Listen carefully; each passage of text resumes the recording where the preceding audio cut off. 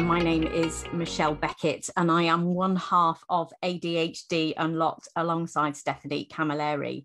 Now, all of this week, we have been looking at ADHD Unlocked in our community at overwhelm and burnout. So, hands up if you tend to push through when you are feeling overwhelmed, and hands up if you've ever been burnt out or burnt out more than once, where you just feel completely overwhelmed, completely exhausted and unable to carry on, end up being really, really poorly because you've pushed that overwhelm of stress stage so far that it's ended up with chronic stress situation, which has made you very ill. So you've kind of limped on without going for a pit stop to put more fuel in the car, fix what's going wrong with it. And, you know, the wheels have come off or the engine has blown up is the way I look at it.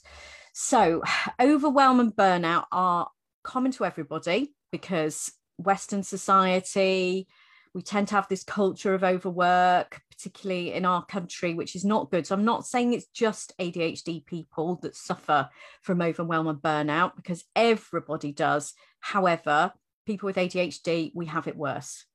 We get more overwhelmed more frequently, and we find it more difficult to pull ourselves out of overwhelm. So one of the reasons why we find that difficult is because we feel emotion much more readily than other people. We tend to have a chaotic lifestyle due to forgetting things, or maybe our lifestyle choices. We're much more likely to end up with relationship breakdowns, much more likely to have ADHD kids, which is going to be stressful because you're trying to manage those as well. So practically our lives are a bit more difficult because of the way our ADHD brains work. So we're going to get overwhelmed trying to manage that. But also because we don't tend to filter out lots of information, because we have our default mode network open all the time. So when we're doing tasks, basically what happens is our brains are still flooded with emotions and other thoughts and things we haven't done. So our brains are kind of constantly taking in so much more information and not filtering them, not decluttering them. So it's no wonder our heads get really, really full and we get overwhelmed and we get quite poorly.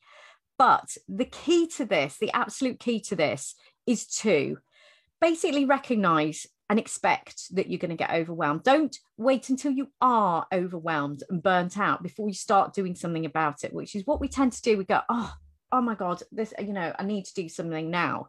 You need to make it part of your daily self-care package when you have ADHD. You need to check in with yourself several times a day to make sure you're okay. Do you need something to eat? Do you need a drink of water? Do you need a rest? Do you need to go out for a walk in nature? Do you need to do some yoga? Do you need to go out for a run? Do you need an early night? Do you need to say no to maybe going out, doing something, stretching yourself with friends and family? Or do you need to say no to some work colleagues? You can't take on that extra piece of work because we are people pleasers and we take on too much when we're having a good day. So we need to set boundaries for ourselves. So this is going to happen. It's really, really important that we expect overwhelm and that we mitigate for it and we build habits into our daily lives so that doesn't happen.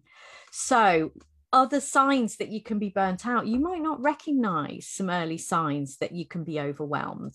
So we've talked about this a lot this week in ADHD Unlocked, and there's been lots that's come up from our members. So there's different ways to get overwhelmed as well. So the signs are different compared to what type of overwhelm. So just to talk through some of the different types, these aren't a scientific type, this is just some of the things we've recognized in the Unlock community.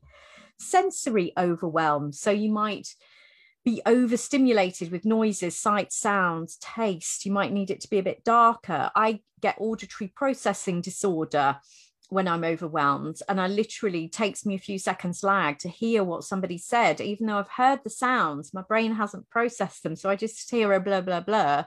And then I have to, it's like the spinning wheel on your computer. It's not quite the RAM. There's not enough RAM there to process what people have said. There's also emotional overwhelm that can be positive or negative too. Cognitive overwhelm. So there's too much in your brain, too many thoughts, too much to do. So too much on your to-do list as well.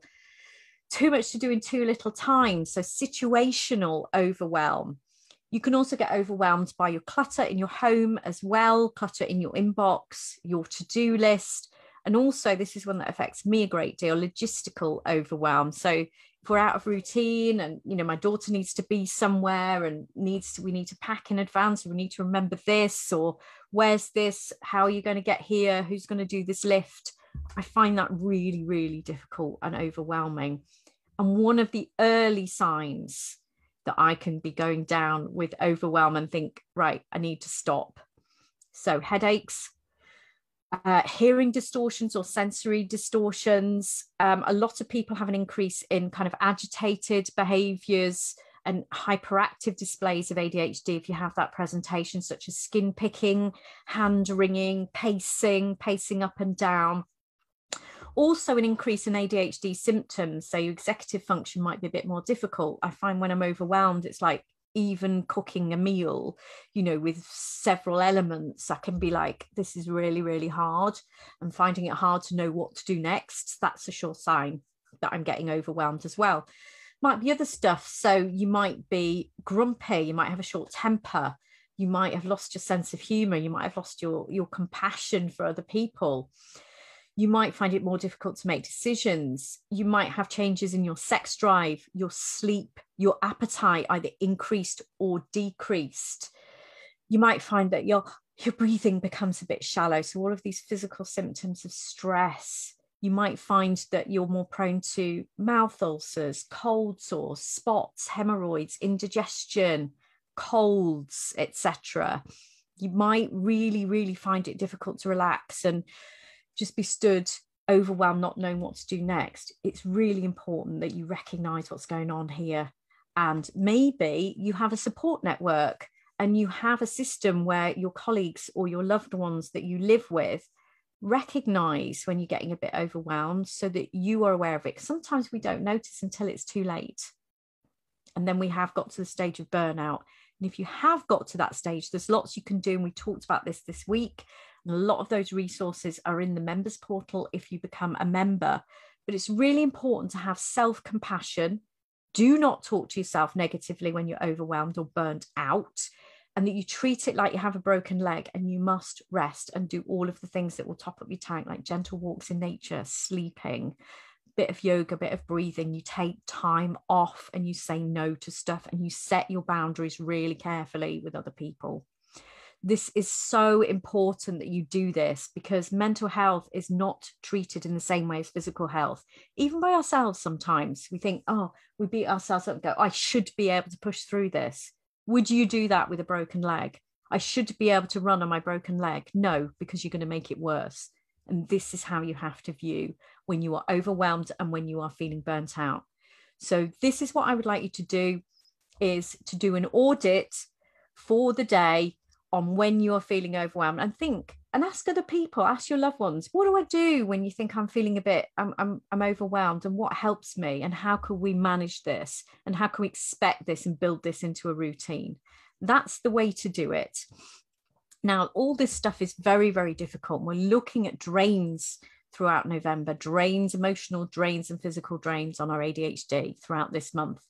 Next week, we are looking at rejection sensitive dysphoria, which is a huge topic, which affects 99% of people with ADHD, that oversensitivity to rejection and criticism, which just feels like you're never going to recover from it. And it feels physically painful when that happens. So please do join us. Sign up for our newsletter. The link is underneath here on this particular post so that you can sign up for our newsletter. But please take some time to realize when you're feeling overwhelmed and build in rest and do not push through. It's really important because we deserve it. So thank you for joining me, and we will see you next week.